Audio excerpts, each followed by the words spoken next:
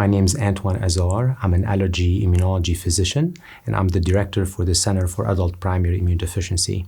I would like to talk about the relevance and importance of immunodeficiency for the otolaryngologist. Primary immunodeficiency disorders are a group of diseases that cause a weak immune system. These can be diagnosed at any age, from young children to older adults. The most common forms of immunodeficiency are the antibody deficiency disorders, and the prototype is common variable immunodeficiency, or CVID. This is characterized by a low serum IgG, other low forms of immunoglobulins, and a poor antibody response to vaccines.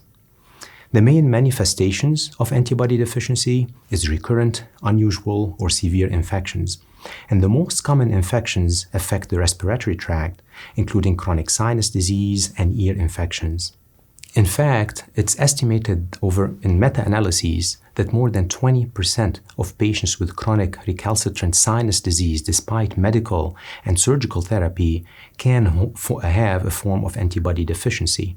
And about 60 to 90% of patients with CVID have sinus disease.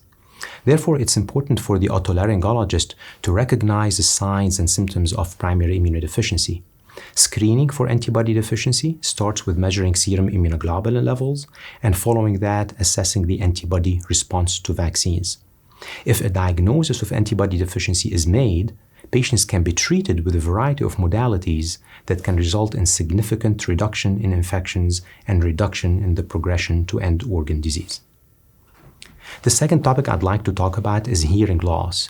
It appears that hearing loss is one of the most common complications in patients with immunodeficiency disorders, and therefore that's important to recognize and screen for and test for in patients with immunodeficiency.